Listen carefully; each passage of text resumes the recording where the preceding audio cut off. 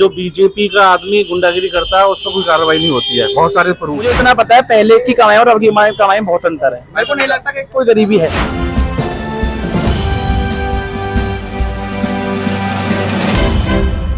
क्या करें भाई साहब, गुंडागर्दी खत्म हुई है मोदी सरकार में। देखो, मोदी सरकार का रोल नहीं है इसमें गुंडागिरी, टेक्नोलॉजी का रोल है। आप क्राइम करके निकल नहीं सकते हो। हाँ भैया, कहाँ है गुंडागर्दी? बताओ, हाँ जी, बताओ कहाँ है? कहाँ है भैया जी? गुंडागिरी का मतलब क्या है? गुंडागिरी गुंडागर्दी होते क्या है बताओ? गुंडागर्दी होते क्या है भैया जी? मैं आपको कुछ बात मैं आपको कुछ बातें गिनवा देता हूँ। अभी 2 साल पहले का एक केस था, मनीषा वाल्मीकि का हाथरस कांड हुआ था। उसमें मोदी जी की गलती थोड़ी है। सुनिए सर, मैं बता देता हूँ। उसमें हुआ ये कि कुछ 3 लोगों ने मनीषा वाल्मीकि का गैंगरेप किया और उसकी हत्या हुई। ठीक है, मरने से पहले मनीषा वाल्मीकि ने 3 आरोपियों का नाम लिया और उसके मौत के बाद में प्रशासन की ही निगरानी में उसको रात को मिट्टी का तेल छिड़क के जलाया गया। तो क्या किसी हिंदू रीति रिवाज से किसी महिला को रात के समय जलाना उचित है या नहीं? सबसे पहली बात तो ये। दूसरी बात, जब मरने से पहले कोई महिला अगर 3 आरोपियों का नाम लेती है तो उनमें से 2 आरोपी बरी क्यों हुए हैं? और अब बात करते हैं लेटेस्ट में, 2 महीने पुरानी बात है, बीएचयू की एक छात्रा के साथ में बीजेपी के ही आईटी सेल के 3 लड़कों ने गैंगरेप किया है और वो तीनों के तीनों बरी हैं।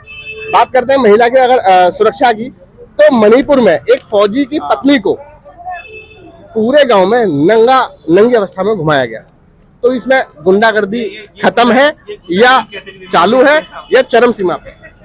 जो आपने जितने भी मुद्दे गिनाए ना, ये पहली बात तो बहुत ही दुखद घटना है। जो भी आरोपी इन मामलों का, उन्हें सख्त से सख्त कार्रवाई होनी चाहिए, चाहे वो बीजेपी की हो, चाहे वो समाजवादी पार्टी को, चाहे कांग्रेस। इसमें कोई मुद्दा है ही नहीं कि कौन सी पार्टी का है। बीजेपी के 3 आरोपी बरी हैं, हाथरस के 2 आरोपी बरी हैं। अगर वो दोषी पाए जाते हैं उनको बिल्कुल सजा मिलनी चाहिए। अगर वो बरी हुए, क्यों बरी हुए, मुद्दा बनता है बिल्कुल क्लियर है। तो गुंडागर्दी खत्म हुई नहीं हुई? गुंडागर्दी अभी के मुद्दे चल रहे थे, गुंडागर्दी पहले से बहुत कम है। कैसे कम है? जैसे पहले लूटपाट होती थी, लेडीजों के साथ में चलते चैन खिंच जाती थी, अब बहुत कम है। वही तो कह रहा हूँ सर, आजकल जो है ना, आजकल चोरों को, आजकल चोरों को आपके घर नहीं, पहले भी होता था। पहले भी होता था। मेरी बात समझिए, मैं कह रहा हूँ कि जो बनारस के गैंगरेप थे, उन्होंने गैंगरेप करने के बाद मध्य प्रदेश में सीधा चुनाव प्रचार करा, तीनों लड़कों ने। आप ये भूल जाओ कि क्या कहते हैं ना, प्रशासन उन पर कार्रवाई करेगा। जो बीजेपी का आदमी गुंडागिरी करता है उस पर कोई कार्रवाई नहीं होती है। बहुत सारे प्रूफ हैं। रही बात चैन स्कैनिंग की बात करूं, भाई टेक्नोलॉजी ऐसी हो गई है, अब चोर क्राइम करके भाग नहीं सकता। लोग समझ गए इस चीज को, सबके पास मोबाइल है, मोबाइल सब है, ट्रैकिंग हो जाती है। तो इसमें किसी गवर्नमेंट का कोई रोल नहीं है। ठीक है, 100 दिया, जो डायल 100 दिया अखिलेश ने दिया, कहीं जो क्राइम कम हुआ उस वजह से भी हुआ है क्राइम कम। अच्छा भाई साहब, आज जो गरीब लोगों की जो मांगे हैं सरकार से, क्या होनी चाहिए? मंदिर बनवाने की या शिक्षा फ्री करने की? देखो, मंदिर और शिक्षा को नहीं जोड़ो, पहली बात तो ये है, क्योंकि बीजेपी सरकार जोड़ रही है। आस्था का केंद्र है सर, बीजेपी सरकार जोड़ रही है। कौन बीजेपी? राम मंदिर पे वोट मांगा? नहीं, राम मंदिर पे वोट वो अलग है। जो राम मंदिर वोट दे रहा ना, वो दे ही नहीं, क्योंकि राम मंदिर हमारे एक आस्था केंद्र है। वो बना, वो बीजेपी, ये बोल सकते हैं बीजेपी ने बनवाया। पहले कांग्रेस सरकार थी, उसके राज में नहीं बना, अब बन गया। तो सब लोग सोचते हैं कि मोदी कांग्रेस सरकार ने सबसे बड़ा काम किया राम मंदिर के लिए, उसका ताला खुलवाया सर। कैसे? ताला खुलवाया तो नहीं ना, ताला खोलने के लिए तो बीजेपी वालों ने विरोध किया। ताला खोल के हिंदुओं को भी ललचाया। तो देखो, मैं कर दूं भैया, मैं कह रहा हूँ, हाई कोर्ट ने 2009 में क्या डिसीजन दिया था कांग्रेस के राज में? सेम यही डिसीजन था। सुनो भैया, यही डिसीजन था। इन्होंने मना कर दिया, हम पूरी जमीन लेंगे, उसको मंदिर बनवाएंगे। ये है ना कि लोगों के लिए जो मिथ जो फैलाया जा रहा है, वो ये फैलाया जा रहा है कि सिर्फ नाम राम मंदिर बन रहा है। पहली चीज, वहां सिर्फ मंदिर ही नहीं, वहां मस्जिद भी बन रही है। सेम यही डिसीजन 2009 में भी आया था सर, 1990 में भी आया था, लेकिन बीजेपी ने इसी फैसले का विरोध किया कि नहीं, सिर्फ राम मंदिर ही बनेगा, मस्जिद नहीं बनेगी। लेकिन आज के टाइम में भी वहाँ राम मंदिर भी बन रहा है, मस्जिद भी बन रही है, लेकिन लोगों को भ्रम सिर्फ ये फैलाया जा रहा है कि राम मंदिर।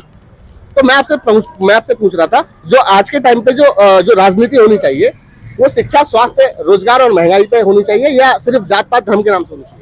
जात पात धर्म तो देखो होना ही नहीं चाहिए मेन। लेकिन अगर हमारे देश के प्रधानमंत्री अगर खुले मन से कहते हैं कि अगर कांग्रेस की सरकार आई तो हिंदू महिलाओं के मंगलसूत्र तक बिक जाएंगे, तो इसमें उन्होंने जात पात धर्म दर्शाया है? नहीं, मोदी जी ने बोला है। बिल्कुल मोदी जी ने बोला है। कहाँ है? अरे यार पढ़ते हो, कुछ खबर नहीं पढ़ते हो तो। उन्होंने एक चीज और भी बोली थी, अगर कांग्रेस की सरकार आई तो देश की संपत्ति को इन लोगों में बांट दिया जाएगा जो अल्पसंख्यकों के ज्यादा बच्चे पैदा होते हैं। अच्छा मेरे को ये बताओ 70 साल में ऐसा क्या देखा जो 10 साल में नहीं देखा? आप कौन से स्कूल में पढ़े हैं, कौन से कॉलेज में पढ़े हैं, कौन से अस्पताल में आपने जन्म लिया है? आपके पिताजी, आपके दादाजी, वो सभी कांग्रेस की तो देन थी। मुझे इतना पता है, पहले मेरे बड़े बूढ़े और मैं पहले साइकिल पे चलते थे, आज मैं बाइक पे घूमता हूँ, कार में घूमता हूँ।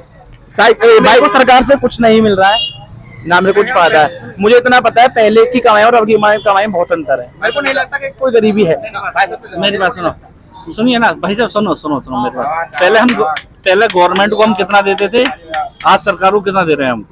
पहले सरकार को हम कितना देते थे, पहले गवर्नमेंट को कितना देते थे हम? आप क्या दे रहे हो बताओ? मैं कह रहा हूँ 30-35 रुपए लीटर रोज तो आप ही दे रहे हो गवर्नमेंट को। 1 लीटर जो कमीशन है 1 लीटर पे 35 रुपए है। कमाई भी तो है ना हमारी। बचा कितना रहे हो? मैं इतना बचा रहा हूँ, पहले साइकिल पे चलता था और आज बाइक पे चल रहा हूँ, है ना? क्यों बच रहा है ना? बच रहा है। पहले सैलरी थी हमारी 9,000, आज सैलरी हमारी 20,000 रुपए।